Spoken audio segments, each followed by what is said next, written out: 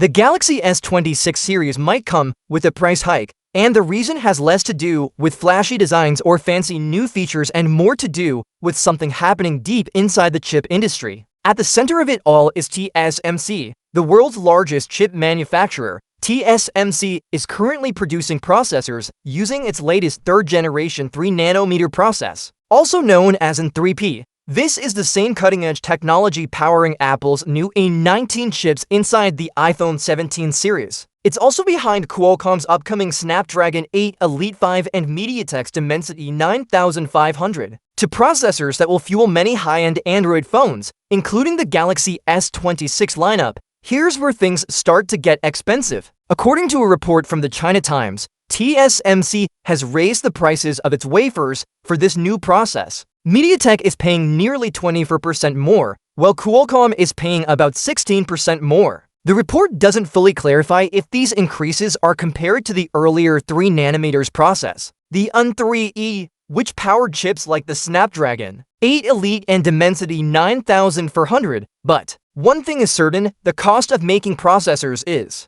climbing.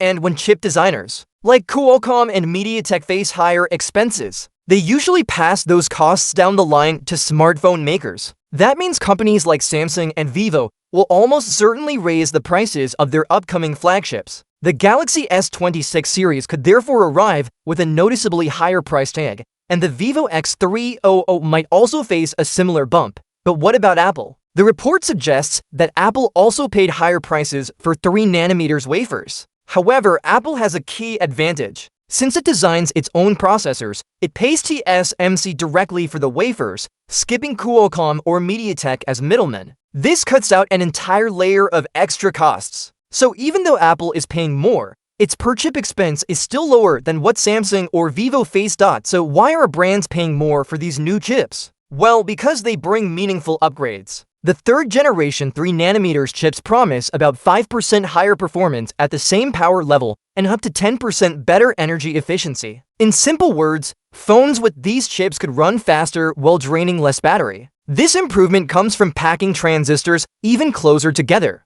The higher the transistor density, the more powerful and efficient a chip becomes. And 3P is pushing those limits further than before, and this isn't the end of rising costs. Prices could climb even higher next year when TSMC begins mass production of its 10nm process chips. Some experts predict that wafer costs at 10nm might rise by as much as 50%. To make matters more complicated, Apple has already reserved half of TSMC's 10nm production capacity, which leaves Qualcomm and MediaTek scrambling for the remaining share. This shortage could lead to even steeper prices. TSMC plans to produce about 60,000 wafers per month at 10nm, spread across 4 fabs. The first smartphones expected to use these 10nm processors could include the Samsung Galaxy S26 Pro and Galaxy S26 Edge. However, most global markets will likely get these phones with Samsung's own Exynos 2600 chip, manufactured using Samsung Foundry's 10nm process. Only markets like the US, Canada, and China might continue to get Qualcomm-powered versions.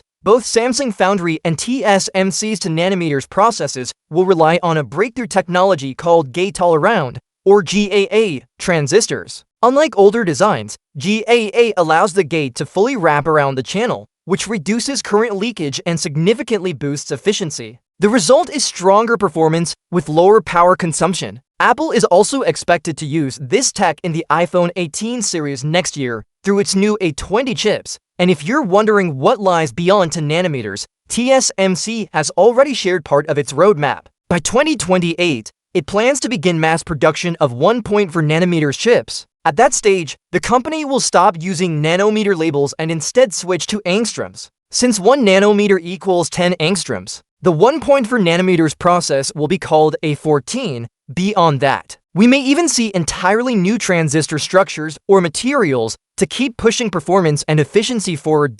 In the bigger picture, these advancements mean better performance, stronger efficiency, and improved battery life for future smartphones. But they also come with higher costs at every step. So while the Galaxy S26 series is shaping up to be one of the most advanced lineups Samsung has ever built, it might also be one of the most expensive. If you're planning to upgrade next year, don't be surprised if the price tag is higher than expected.